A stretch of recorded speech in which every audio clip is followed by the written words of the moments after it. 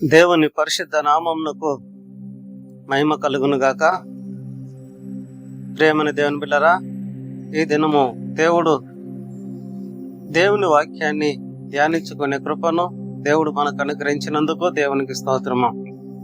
అందరికీ ప్రభు పేరిట వందనములు తెలియజేస్తున్నా. ఈరోజు దేవుని వాక్యంలో నుండి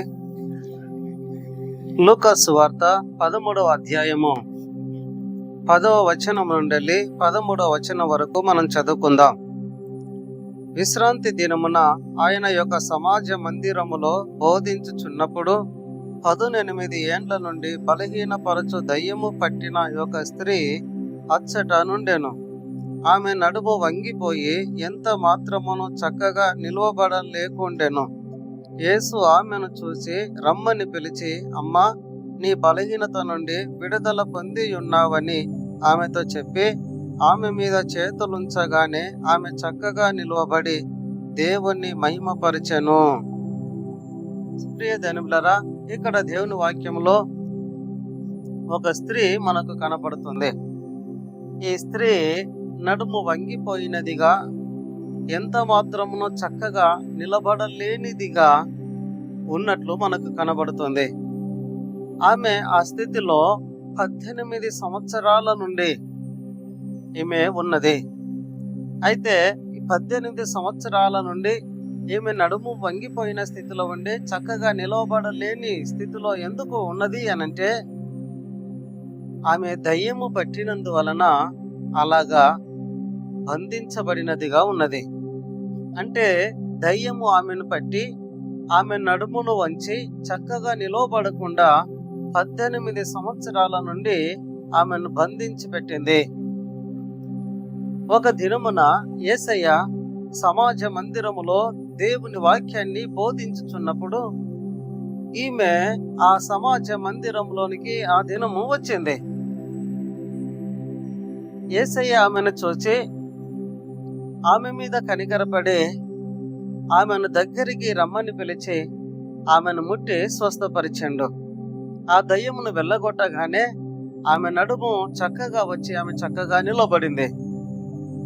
ఇక్కడ ఈమె దేవుని సమాజ మందిరంలోనికి వచ్చి దేవుని వాక్యాన్ని వింటుంది అని అంటే ఈమె ఒక విశ్వాసి. ఈమె దేవుని వాక్యాన్ని అంగీకరించినటువంటి వ్యక్తి, దేవుణ్ణి అంగీకరించినటువంటి వ్యక్తి. ఈమె దేవుని బిడ్డగానే ఉన్నా ఆమెకు దయ్యం పట్టింది. ఆమె దయ్యము చేత బంధించబడినదిగా బ్రతుకుతున్నది. కిందికి మనం చదువుకుంటా వస్తే ప్రభు ఆమెను గురించి అంటాడు, ఈమె అబ్రహాము కుమార్తె అని చెప్తాడు. అబ్రహాము ఎవరు? విశ్వాసులకు తండ్రి. ఈమె అబ్రహాము కుమార్తె అంటే ఈమె విశ్వాసరాలు. ఈమె దేవుని అంగీకరించినటువంటి వ్యక్తి, దేవుని బిడ్డగా బ్రతుకుతున్నటువంటి వ్యక్తి. అయినప్పటికీ ఈమెకు దయ్యము పట్టి ఈమె దయ్యము చేత బంధించబడినదిగా, దయ్యము చేత పీడింపబడుచున్నదిగా మనకు కనబడుతున్నది. ఈమె వంగిపోయిన స్థితిలో, చక్కగా నిలబడలేని పరిస్థితిలో ఆమె జీవిస్తున్నది. ప్రియ దేవునిప్లరా, మనం చాలా జాగ్రత్తగా ఆలోచించాలి. దేవుని బిడ్డగా ఉన్నప్పటికీ ఆమెకు దయ్యము పట్టి ఆమె ఇంత అవస్థ పడుతుంది. ఆమె చక్కగా నిలవబడలేనటువంటి స్థితిలో ఆమె బ్రతుకుతుంది. ఆమె కృంగిపోయినటువంటి స్థితిలో, వంగిపోయినటువంటి స్థితిలో ఆమె బ్రతుకుతుంది. ఆమె చక్కగా నిలబడలేని స్థితిలో ఉన్నది. ఆమె నిలబడలేనటువంటి పరిస్థితిని కలిగి ఉన్నది. ఇది చాలా బాధాకరమైనటువంటి విషయము. అందుకే యేసయ్య ఆమె మీద కనికరపడి ఆమెను స్వస్థపరచాలి అని అనుకున్నాడు. ఆమెను దగ్గరికి పిలిచి ఆమె మీద కనికరపడి ఆమెను ముట్టి స్వస్థపరిచాడు. ఈనాడు మనము దేవుని బిడ్డలుగానే ఉంటున్న మన ఆత్మీయ స్థితి ఎందుకు అభివృద్ధి చెందలేకపోతుంది? మనం ఎందుకు కృంగిపోయిన స్థితిలో ఉన్నాం? మన విశ్వాసం ఎందుకు అభివృద్ధి చెందలేకపోతుంది? మనం ఎందుకు కృంగిపోయినటువంటి, నీరసించిపోయినటువంటి స్థితిలో మన ఆత్మీయ జీవితాన్ని కొనసాగిస్తున్నామో మనం ఆలోచన చేయాలి. ఈనాడు చాలా మంది ఆత్మీయతలో ఎదగలేని స్థితిలో ఉన్నారు. చర్చికి వెళ్తున్నారు, దేవుని వాక్యాన్ని వింటున్నారు, మేము దేవుని బిడ్డలమని సంతోషపడుతున్నారు. కానీ సాతాను చేత బంధించబడిన స్థితిలో, ప్రార్థనలో ఎదగలేని స్థితిలో, ప్రార్థన చేయలేని స్థితిలో, విశ్వాసంలో ఎదగలేని స్థితిలో, దేవుని మందిరములో దేవుని సన్నిధిని అనుభవించలేని స్థితిలో చాలా మంది జీవితాలను నీరు గారిన స్థితిలోనికి దిగజార్చుకుంటున్నారు. ఈమె కూడా అలాగనే ఉంది. ఈమె కృంగిపోయినటువంటి స్థితిలో, చక్కగా నిలబడలేనటువంటి స్థితిలో ఉంది. చాలా మంది ఈనాడు దేవుని కొరకు చాలా మంది పడిపోయినటువంటి స్థితిలో, దేవుని కొరకు నిలబడలేనటువంటి స్థితిలో ఉన్నారు. దేవుని కొరకు సాక్షిగా బ్రతకలేనటువంటి స్థితిలో ఉన్నారు. దేవునికి మహిమకరంగా జీవించలేని స్థితిలో ఉన్నారు. ప్రియ దేవుని బిడ్డలారా, ఎందువల్ల అంటే ఇక్కడ ఈ స్త్రీ ఎలాగున సైతాను చేత, దయ్యము చేత బంధింపబడినదో ఈనాడు చాలా మంది కూడా ఇలాగే బంధించబడినటువంటి స్థితిలో ఉంటున్నారు. చాలా రకరకాల బద్ధకాలలో జీవితాలను కొనసాగిస్తూ ఉన్నారు. ఈమె ఎందుకు చక్కగా నిలబడలేకపోయింది అని అంటే మనకు వాక్యమే జవాబు చెప్తుంది. ఆమె దయ్యము చేత బంధించబడింది. ఈనాడు చాలా మంది ఆత్మీయులు ఎందుకు నిలబడలేకపోతున్నారు? దేవుని కొరకు, దేవుని మందిరంలో ఎందుకు నిలబడలేకపోతున్నారు? దేవుని కొరకు స్థిరమైన ఆత్మీయ జీవితాన్ని ఎందుకు జీవించలేకపోతున్నారు? దేవుని కొరకు సాక్షులుగా ఎందుకు బ్రతకలేకపోతున్నారు? దేవుని కొరకు నిజమైన మారు మనసు కలిగినటువంటి ఆత్మీయ జీవితాన్ని ఎందుకు జీవించలేకపోతున్నారు అని మనం ఆలోచిస్తే మనకి వాక్య భాగ్యమే జవాబిస్తుంది. ఎవరైతే దేవుని కొరకు చక్కగా నిలబడలేని స్థితిలో ఉండిపోతారో, ఆత్మీయతలో, పరిశుద్ధతలో కృంగిపోయిన వారిగా ఉంటారో, అది సైతాను చేత బంధించబడిన జీవితం అని మనకి ఇక్కడ అర్థమయ్యేలాగా కనపడుతుంది. ఇక్కడ ఈమె దేవుణ్ణి మహిమపరచలేకపోతుంది. ఈమె దేవునికి మహిమకరంగా జీవించలేకపోతుంది. ఈమె కృంగిపోయినటువంటి జీవితంలో జీవిస్తుంది. ఈమె నీరసించిన జీవితంలో జీవిస్తున్నది. ఎందుకు అని మనం ఆలోచిస్తే ఈమె దయ్యము చేత బంధించబడినది. ఈనాడు చాలా మంది నేను దేవుని బిడ్డనని సంతోషించేవారిగా ఉన్నారు. చాలా సంతోషం.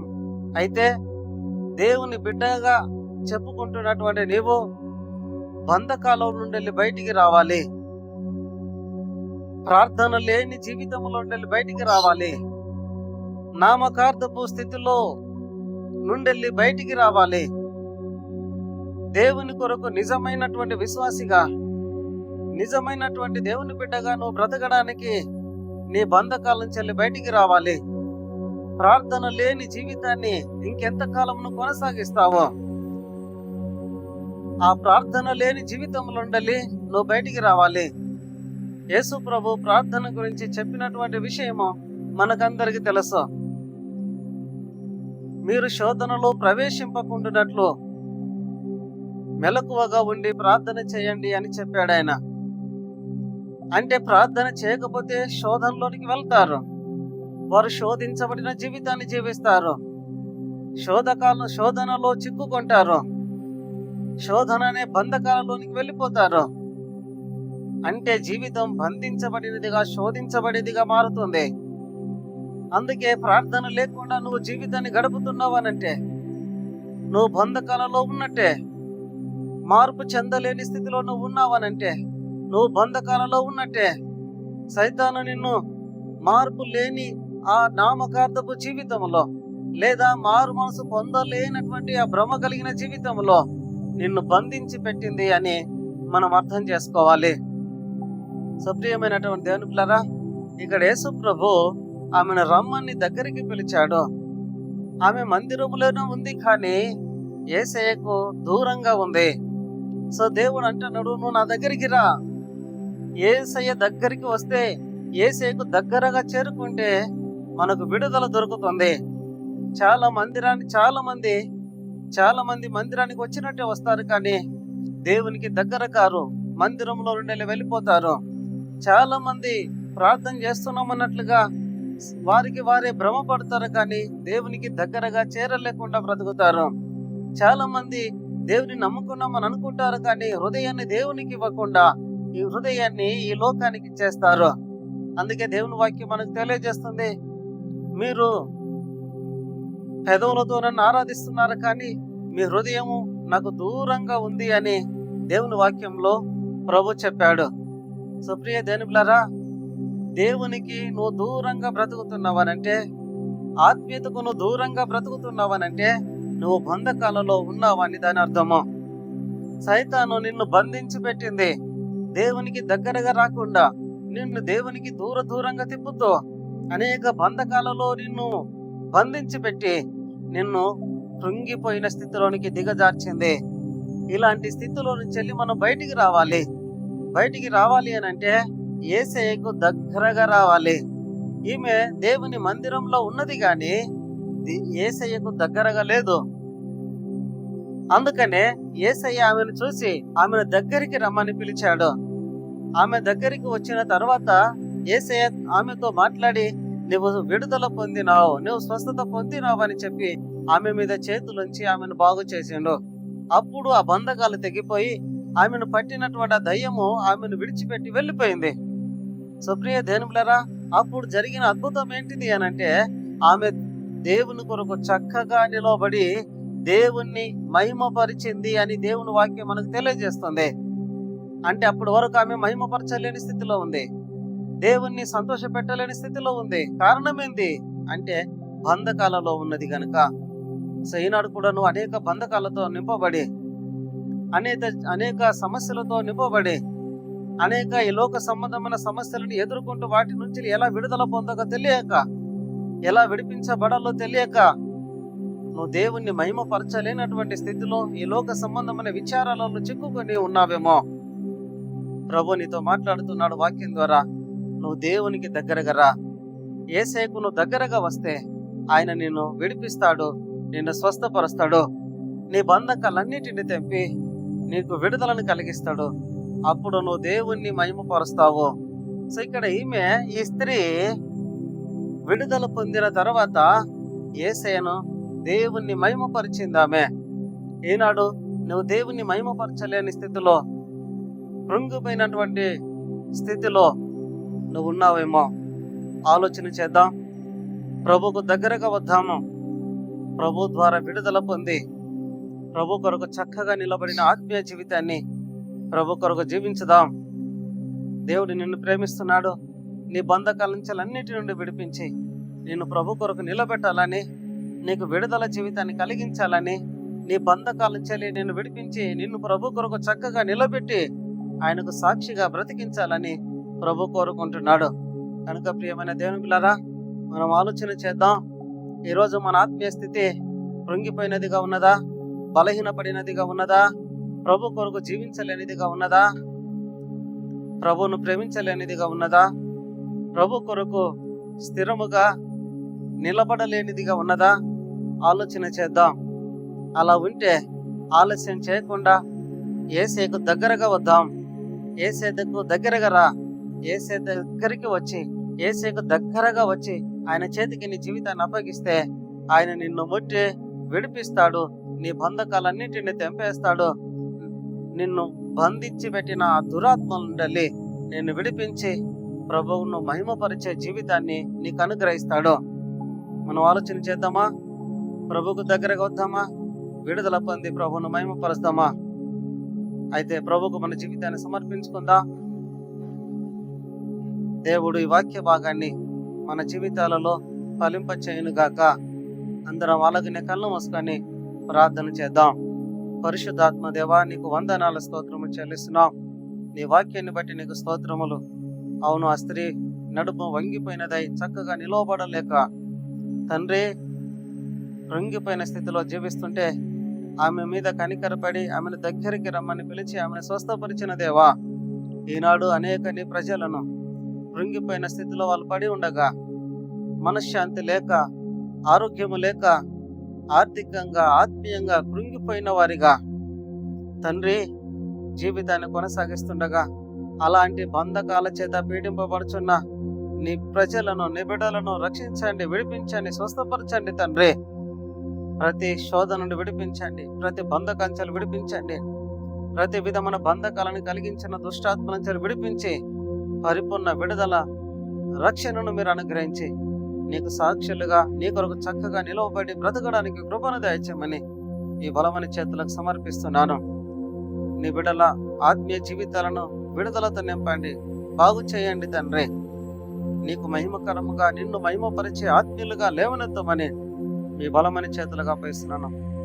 ప్రతి విధమైన బాధల నుంచి విడిపించండి, ప్రతి విధమైన బంధకాల నుంచి విడిపించండి.